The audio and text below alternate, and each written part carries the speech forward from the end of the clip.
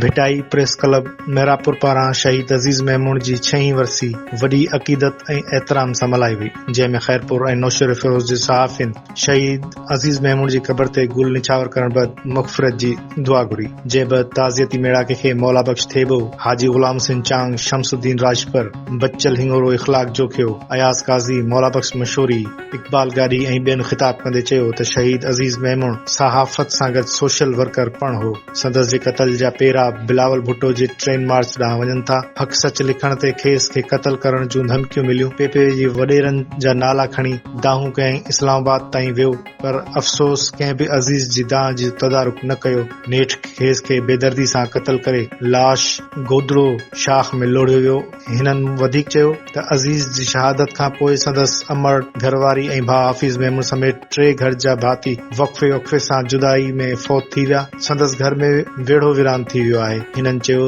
त सिंध सरकार वादो कयो हो त अज़ीज़ मेमून जे पुट खे सरकारी नौकरी ॾिनी वेंदी। इहो बि सखणो ऐलान रहिजी वियो। हिननि आर्मी चीफ खां मुतालबो कयो त शहीद जे ख़ानदान जी माली सहायता सां गॾु संदसि जे पुट खे सरकारी नौकरी ॾिनी वञे।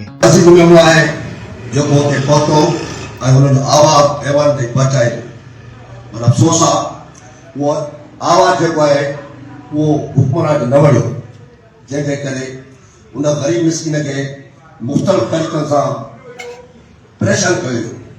नेठि उन परेशानी हालत में हू इस्लामाबाद ते पहुतो। उते वञी दाऊं कुकू कयईं त ख़ुदा मुंहिंजी जान बचाई वञे। मां हथु सच ॾिठो आहे, मां ॾोह कोन कयो आहे। उन ॾोह सिर्फ़ु इहो ई ॾोह आहे जो मां पंहिंजो कलम सां सचाई सां पेश आयो आहियां। पर उन ग़रीब मिस्किन जी कंहिं बि तव्हां न ॿुधी।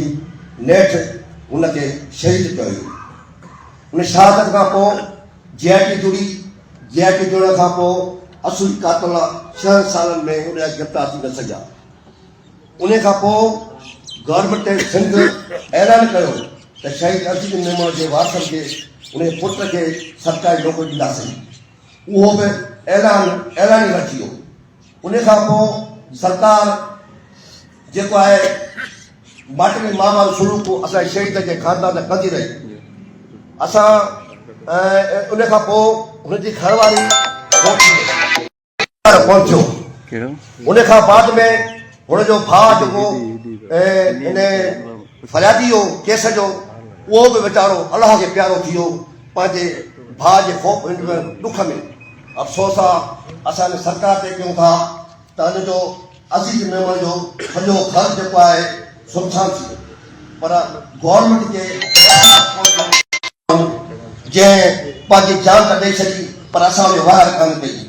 अॼु इन ताज़े मेड़ाके में जेके दोस्त गॾु थिया आहियो, असां हुकूमत खां पुरज़ोर मुतालबो कयूं था त शहीद अज़ीज़ मेमून जे वारसनि जी सहायता कई वञे ऐं हुनजे पुट खे सरकारी नौकरी ॾिनी वञे।